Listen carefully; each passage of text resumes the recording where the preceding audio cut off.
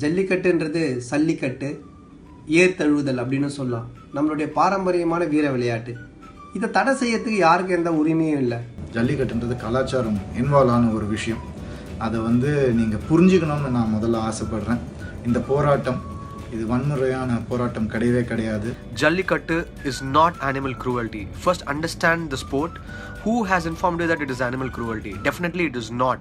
ஜல்லிக்கட்டு பாதுகாக்கப்பட வேண்டிய ஒன்று என்றால் பீட்டா ஒடுக்கப்பட வேண்டிய ஒன்று. எங்கள் இளைஞர்கள் மேல் சட்டையில் நாகரிகத்துக்காக சேகுவேரா படம் போடுபவர்கள் அல்ல, இதயத்திலேயே சேகுவேராவாய் இருப்பவர்கள் என்பதை அடித்துச் சொல்லும் அடையாளம் இது. நான் ஒரு விஷயம் கேள்விப்பட்டேன் நேற்று.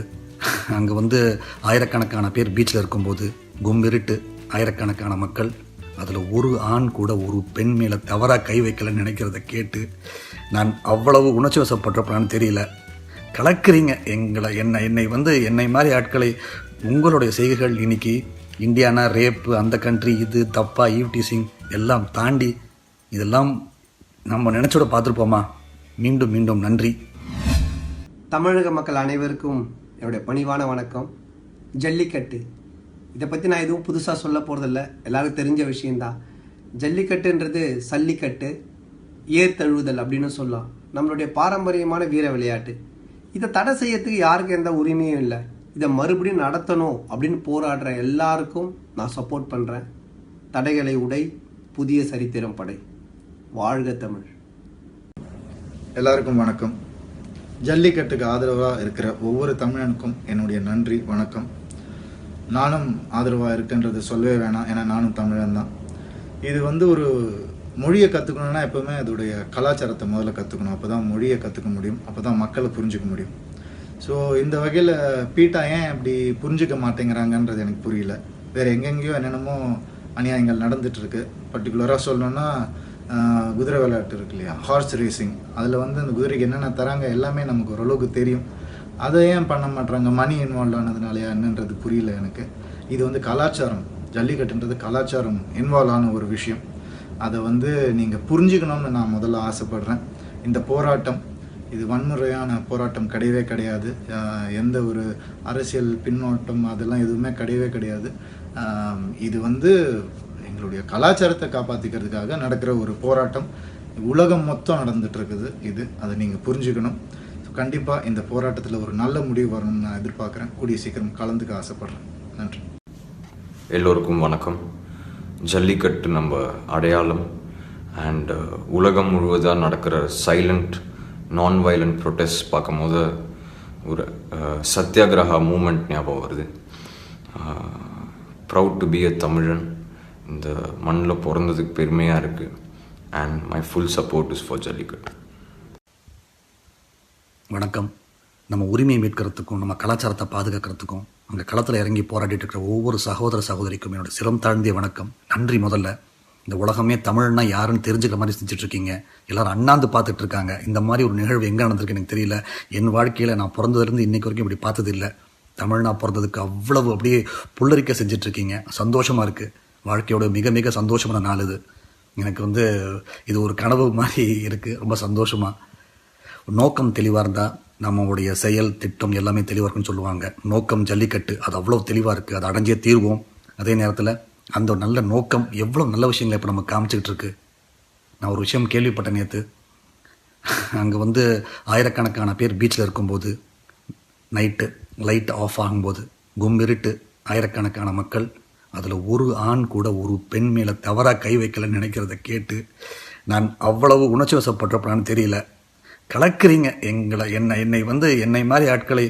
உங்களுடைய செய்கைகள் இன்னைக்கு இந்தியானா ரேப்பு, அந்த கண்ட்ரி இது தப்பா, ஈவ்டீசிங் எல்லாம் தாண்டி இதெல்லாம் நம்ம நினச்சோட பார்த்துருப்போமா? மீண்டும் மீண்டும் நன்றி.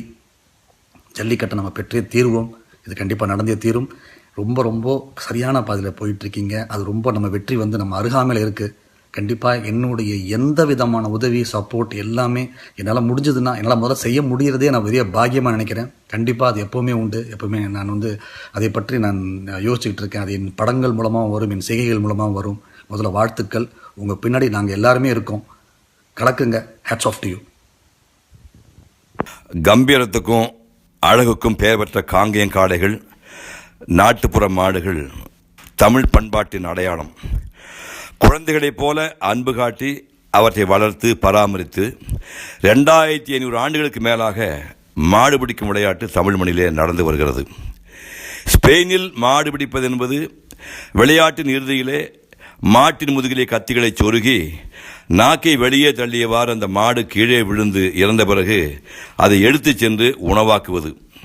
தமிழ்நாட்டில் மாட்டை அப்படி யாராவது கொள்வதை பார்த்துக்கிறீர்களா? வெளிநாட்டு மாடு இனத்தை தமிழ் மண்ணிலே திணிக்கும் சதிய இந்த பீட்டா சட்டம். உண்மையிலேயே விலங்கினத்தை பாதுகாக்க இந்த சட்டம் இயற்றப்பட்டதென்றால் ஆங்கிலேயர் காலத்தில் துவங்கி இன்றும் தினம் லட்சக்கணக்கான மாடுகளை ஈவு இரக்கமின்றி கொன்று அதன் இறைச்சிகளை வெளிநாடுகளுக்கு ஏற்றுமதி செய்வதிலே இந்தியா முதலிடம் வகிக்கிறது என்பது கோமாதா குலமாதா என்று பசுவை கும்பிடும் பாஜக அரசுக்கு தெரியாதா? அதை ஏன் அரசு தடுக்கவில்லை? பசுவதை தடை சட்டத்தை நீதிமன்றம் அவர்கள் மேல் ஏன் செலுத்தவில்லை? தமிழகம் எங்கும் பல்லாயிரக்கணக்கான மாணவர்கள் சீரும் சிங்கங்களாக எழுச்சியுடன் போராடுகிறார்கள். மக்கள் நலனுக்காகவே சட்டம். உச்ச நீதிமன்றம் இதை புரிந்து கொண்டு ஜல்லிக்கட்டு தடை சட்டத்தை உடனே நீக்க வேண்டும். அன்புடன் சிவகுமார்.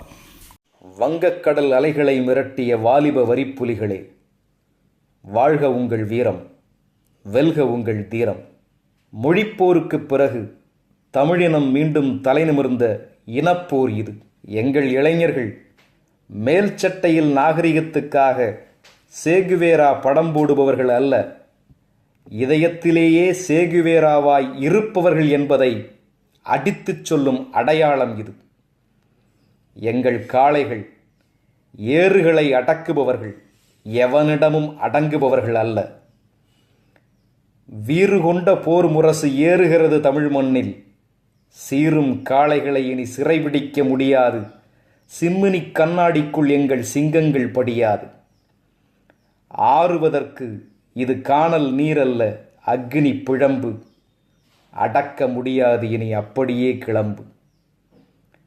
கேட்கிறபடி நீதி கேட்டா, போடுகிறபடி 2 போட்டா, பின்கால் இடிபட ஓடுமடா பீட்டா. ஏறுதழுவுதல் என்பது புறையோடிய காயமல்ல, எங்கள் புறநானூற்று தழும்பு. கலித்தொகை கண்ட காளை பிடித்தலை தவறென்று சொல்வது எவன்? ஏறு தழுவுதலை கற்பித்துக் கொடுத்தவனே சிவன். மத்திய அரசே எங்கள் மானத்தை தொடாதே. சின்ன வட்டம்தான் என்று நினைத்து வானத்தை சுடாதே. மாடுகட்டி போரடித்த மறவர்களின் தேசம் இது. மாடுபிடி ரணம் சுமந்து மனம் முடித்த தேகம் இது. பரவுகிறது எங்கெங்கும் எழுச்சி. இது பற்ற வைக்காமலே பற்றிக் கொண்ட தமிழர்களின் உணர்ச்சி. சத்தம் சாகசம் வேண்டாம், சட்டத் திருத்தம் கொண்டு வா போதும். இல்லை, நாடாளுமன்ற கதவுகளை எங்கள் நாட்டு மாடுகள் மோதும். I would like to tell all the national media who are covering this issue, Jallikattu is not animal cruelty. First understand the sport. Who has informed you that it is animal cruelty? Definitely it is not.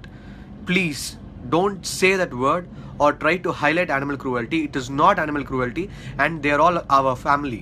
All the bulls they belong to our family, and please do not call it animal cruelty. This is not a sport which is held in Mexico. This is not your Eldora or whatever in Mexico where they kill the bull and eat it. They are our family. Don't ever say this word. ஒரு முதுபெரும் இனத்தின் கலாச்சார குறியீட்டை முடக்கி நிர்வாணப்படுத்தி அசிங்கப்படுத்த நினைத்த பீட்டாவுக்கு எதிராக எந்த ஒரு தூண்டுதல் இல்லாமல், நிர்பந்தம் இல்லாமல், உடுக்கை இழந்தவன் கை போல் ஆங்கே என்பது போல தன்னிச்சையாக தமிழகம் முழுவதும், உலகம் முழுவதும் தமிழிளைஞர்கள் ஒன்று சேர்ந்திருக்கிறார்கள். அது எதிர்கால தமிழினத்தை குறித்த ஒரு பெரும் நம்பிக்கையை ஏற்படுத்துகிறது. பணிபாராமல், பசிபாராமல், வெட்ட வெளியில் அவர்கள் மனத்தின்மையோடு தன்னுடைய உறுதி தளராமல், சிதறாமல் உட்கார்ந்திருப்பது அவர்கள் மீது ஒரு பெரிய நம்பிக்கையை கொண்டு சேர்க்கிறது. உங்களுக்கு ஆதரவளிப்பது என்னுடைய கடமை. இன்று போல் என்றும் ஒன்றிணைந்திருப்போம், நீண்டு பயணிப்போம். இதை தொடக்கமாக வைத்து தமிழரின் மறந்து போன, மறக்கழிக்கப்பட்ட, புதையுண்டு போன இன்னும் பல கலாச்சார சின்னங்களை மீட்டெடுத்து புதுப்பிப்போம், பெருமை கொள்வோம். ஜல்லிக்கட்டு பாதுகாக்கப்பட வேண்டிய ஒன்று என்றால் பீட்டா ஒடுக்கப்பட வேண்டிய ஒன்று. மீண்டும் உங்கள் எல்லோருக்கும் என்னுடைய சிறந்தாழ்ந்த நல்லுணர்வுகள். நன்றி. எல்லாருக்கும் வணக்கம். நான் ஹரிஷ் பேசுகிறேன். ஜல்லிக்கட்டு இஷ்யூ ரொம்ப பரபரப்பாக போயிட்டுருக்கு. அதை பற்றி நான் சொல்ல வேண்டாம். இது இஷ்யூன்னு சொல்கிறதுக்கே ரொம்ப கஷ்டமாக இருக்குது. என்ன, நாங்கள் எங்களோட உரிமையை, எங்களோட வீர விளையாட்டை, எங்கள் பண்பாடை வந்து பறிக்காதீங்க எங்ககிட்டன்று தான் கேட்குறோம். இதுக்கு ஒரு விதிமுறைகளை வச்சு இப்படி விளையாடுங்க அப்படின்னு சொல்கிறதுல கூட ஒரு நியாயம் இருக்குது. ஆனால் நீங்கள் விளையாடவே கூடாது அப்படின்னு தட்டி பறிக்கிறது வந்து எந்த விதத்துலையும் நியாயம் எங்களுக்கு புரியல. இது வந்து ஒட்டுமொத்த தமிழர்களும், தமிழ்நாட்டில் மட்டும் இல்லாமல் உலகம் முழுக்க இருக்கிறவருடைய எல்லா தமிழர்களும் இதுக்காக வந்து சப்போர்ட் பண்ணிகிட்டு இருக்காங்க. அப்படின்னும் போது அதில் ஒரு உண்மை இருக்குது, அதை நீங்கள் புரிஞ்சுக்கணும். ஏன்னா இது ஒருத்தர் 2 பேர் வந்து ஏதோ ஒரு பர்சனல் கெயினுக்காக பண்ணுற விஷயம் கிடையாது. இது எங்களோட ஐடென்டிட்டியை, எங்களோட பாரம்பரியத்தை விட்டு கொடுக்கக்கூடாது அப்படின்றதுக்காக நாங்கள் வந்து ஒரு அமைதியான விதத்தில் போராட்டம் பண்ணிகிட்ருக்கோம். ஸோ இதை வந்து நீங்கள் வந்து கன்சிடர் பண்ணி ஒரு நல்ல தீர்ப்பை எங்களுக்கு கொடுக்கணும். ஸோ அதுக்காக தான் வெயிட் பண்ணிகிட்ருக்கோம். ஒரு தமிழனா, இந்த கோடிக்கணக்கான தமிழர்கள் ஒரு தமிழனா நான் வந்து ஜல்லிக்கட்டுக்கு சப்போர்ட் பண்ணுறேன். Lift the ban on Jallikattu. And அதற்கான பதிவு தான் அது. நன்றி.